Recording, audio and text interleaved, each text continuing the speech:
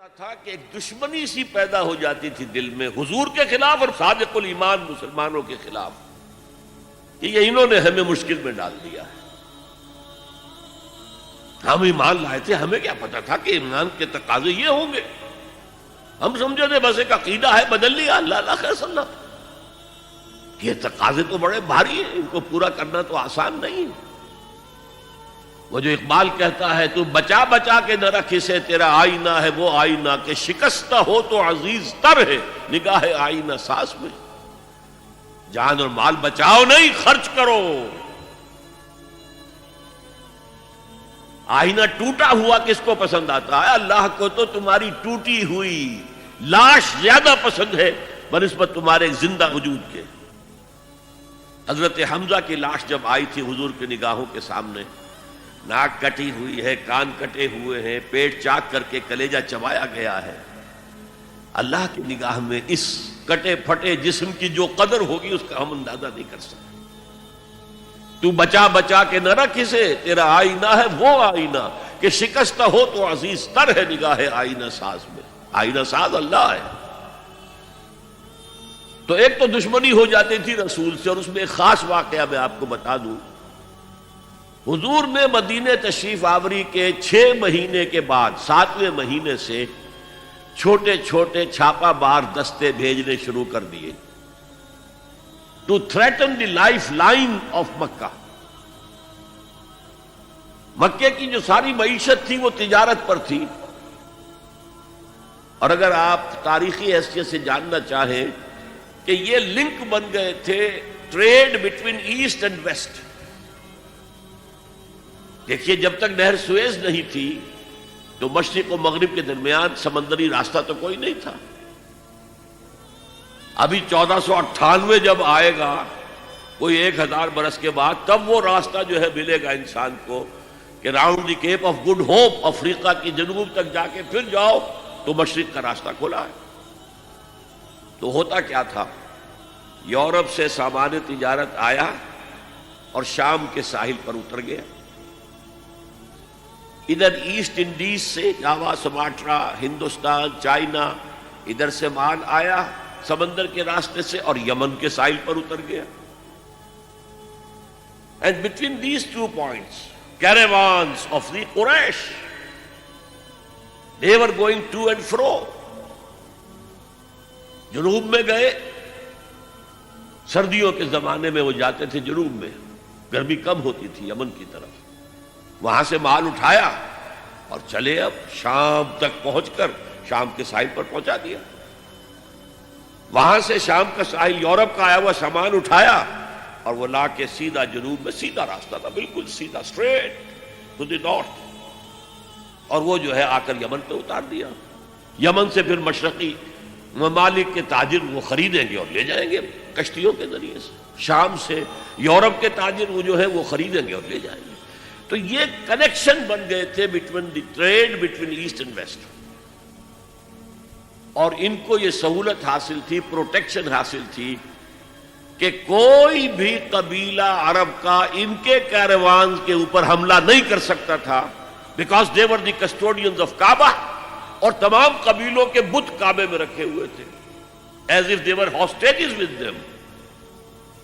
کوئی قبیلہ ان کے خلاف جارحیت کرے گا تو وہ اس کے بت کی گردن مروڑ کر باہر پھینکیں گے. اس وجہ سے انہیں اس پوری تجارت کے اندر, اور ان کی جو مالی حیثیت بہت بہتر تھی قریش کی بقیہ پورے عرب سے, اس کا سبب یہ تھا. اب حضور نے کیا کیا, اسے تھریٹن کیا, we are very much here now.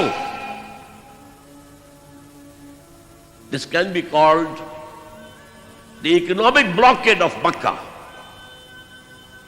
یہ تھا پھر جس کے نتیجے میں, اچھا اس وقت تک قرآن مجید میں قتال کا حکم نہیں آیا تھا.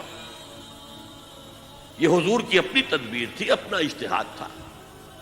تو وہ کہتے ہیں دیکھو جی ابھی قرآن میں تو حکم آیا نہیں, یہ تو کچھ ایڈونچرس آدمی معلوم ہوتے ہیں, ایمبیشس آدمی معلوم ہوتے ہیں, انہوں نے ہمیں مصیبت میں ڈال دیا.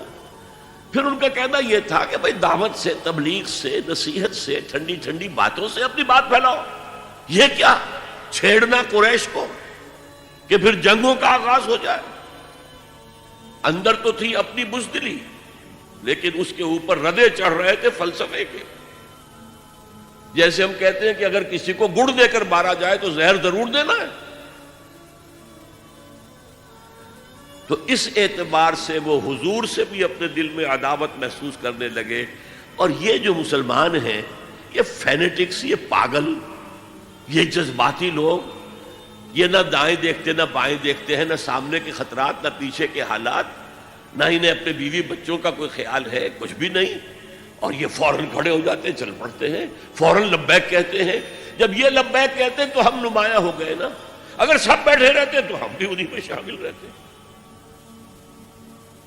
اس وجہ سے پھر وہ عداوت کا درجہ ان کے اندر پیدا ہو گیا. یہ تھرڈ سٹیج ہے ٹیوبرکلوسس کی. نفاق جب اس درجے کو پہنچ جاتا تھا تو اب اس کے علاج کا کوئی امکان نہیں تھا. یہ ہے غیر شعوری نفاق. وہ اپنے آپ کو مسلمان سمجھتے تھے، مسلح سمجھتے تھے، تو یہ پھیلا رہے محمد اور اس کے ساتھی صلی اللہ علیہ وسلم. خامخواہ چیلنج کر رہے ہیں قریش کو. یہ انداز جیسے کہ سورہ بقرہ کے دوسرے رکوع میں ہے، وَإِذَا قِيلَ لَهُمْ لَا تُفْسِدُوا فِي الْأَرْضِ قَالُوا إِنَّمَا نَحْنُ مُصْلِحُونَ. جب ان سے کہا جاتا تھا دیکھو اللہ کے دین کو قائم کرنے کے لیے ایک جمعیت فراہم ہوئی ہے، اس کے امیر محمد ہیں صلی اللہ علیہ وسلم، اور اب عالمی اصلاح کا ایک پروگرام پیش نظر ہے، تم اس جماعتی زندگی میں رکھنا ڈال رہے ہو تو گویا کہ فساد مچا رہے ہو. وہ کہتے نہیں، ہم تو جی اصلاح چاہتے ہیں، مصلحین ہیں. یہ فساد تو تم مچا رہے ہو، جنگیں تم نے شروع کر دی ہیں. ہم تو کہتے ہیں کہ صلح کے ساتھ کام کرو اور دعوت و تبلیغ کے ذریعے سے، صرف اس مشنری زیل کے ذریعے سے اپنی بات کو پھیلاؤ. یہ تھے مدینے کے منافقین. اب چند باتیں میں اس نفاق کے ضمن میں اور عرض کر دوں. حضور نے فرمایا صلی اللہ علیہ وسلم نفاق کے بارے میں، ما خافہ الا مومن وما امنہ الا منافق. نفاق کا خوف رہتا ہے صرف صاحب ایمان کو، اور نفاق سے اپنے آپ کو محفوظ سمجھتا ہے صرف منافق. صاحب ایمان کو ہمیشہ اس فکر میں رہتے تھے ہم سے کوئی کمزوری ظاہر نہ ہو جائے، مال اور اولاد کی محبت کہیں ہمارے قدم نہ روک لے، کہیں اللہ کے ہاں ہمارا شمار منافقین میں نہ ہو جائے. کوئی چھوٹی سی تقصیر ہو گئی تو وہ بھی انہیں معلوم ہوتا تھا کہ جیسے پہاڑ ان کے سروں پر آ گیا ہے. حضور نے فرمایا کچھ لوگ ایسے ہوتے ہیں کہ اگر گناہ کر بیٹھتے ہیں تو ایسے محسوس کرتے ہیں کہ پہاڑ تلے آ گئے، اتنا بوجھ، اتنا احساس کے اوپر ثقل. اور کچھ لوگ ایسے ہوتے ہیں کہ بڑے سے بڑا گناہ کر کے بس اتنا سا احساس ہوتا ہے کہ ناک پر مکھی بیٹھ گئی کہ ہم نے یوں کیا اڑا دیا، بس اتنا احساس. وہ ضمیر نام کی اندر شے وہ بتاتی تو ہے تم نے غلط کام کیا، اس سے زیادہ نہیں، مکھی اڑا دی خلاص. تو ما امنہ الا منافق.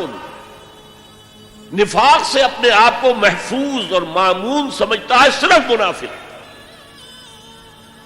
یہ غیر شعوری نفاق ہے نا. وہ نہیں جانتا کہ میں منافق ہوں، وہ تو کہتا ہے میں مسلم ہوں، میں محمد کے پیچھے نمازیں پڑھتا ہوں صلی اللہ علیہ وسلم، میں روزے رکھتا ہوں، اگرچہ طبیعت تو نہیں چاہتی لیکن کیا کروں، جبرن زکوٰۃ بھی دے دیتا ہوں تاکہ مسلمانوں میں شمار تو رہے. تو وہ تو اپنے آپ کو مسلمان سمجھتا تھا منافق. تو ما امنہ الا منافق وما خافہ الا مومن. مومن کو خوف رہتا ہے کہ کہیں میں نفاق کی سرحدوں کے اندر داخل نہ ہو جاؤں.